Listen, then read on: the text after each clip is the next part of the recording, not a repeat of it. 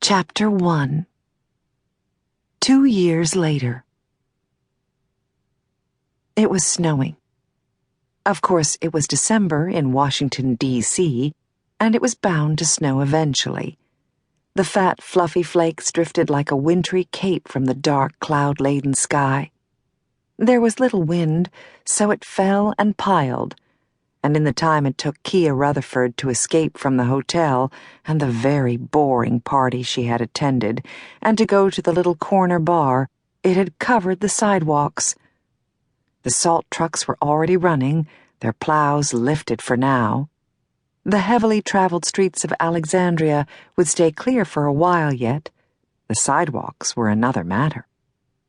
She stepped carefully in her 3-inch heels. They were perfectly safe to wear in the hotel, but here on the slick sidewalk was another story. She held the skirt of her winter white velvet dress to her ankles and wished she had just tried to grab a cab and risk going home, rather than attempting to hide for a while. There were few places she could hide where she wasn't well known. The bar was one of those places. She had been inside it several times in the past year.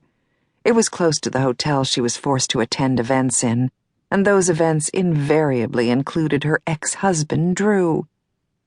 She lowered her head as she ducked into the bar, pulling the wrap that was much too light for this weather around her cold arms. She waved to the bartender, and he nodded quickly as she headed to the table she always snagged. In the corner, where it was dark and shadowed, and she could watch.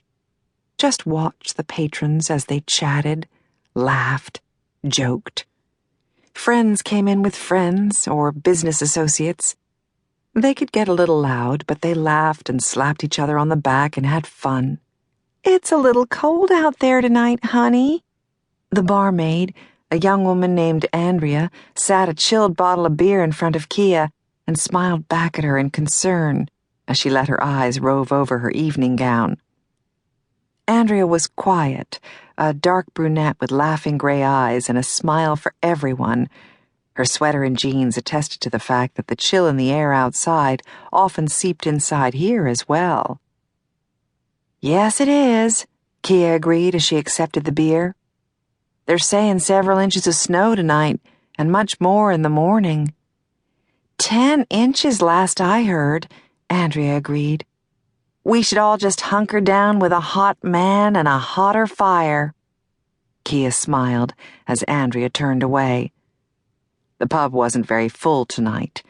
It was only the middle of the week, after all. She sipped at her beer and pulled the wrap closer around her shoulders, repressing a shiver as she looked around. From where she sat, most of the room was visible to her. Only the 2 back corners were as shadowed as her own. They were private, cocooned with darkness. She sighed deeply as she played with a chilled bottle of beer, stared down at her fingers, and wondered why the hell she had come here. She could have gotten a room at the hotel. Drew would have known, of course, and getting her room number would have been easy for him, but he couldn't have gotten in. She could have just called security, except she preferred to avoid a fight. Drew wasn't above causing a scene, and he hadn't yet realized that she didn't give a damn. All fear of society's gossip had been burned out of her the day she was forced to retract her knowledge of exactly what her husband was and what he had been a part of.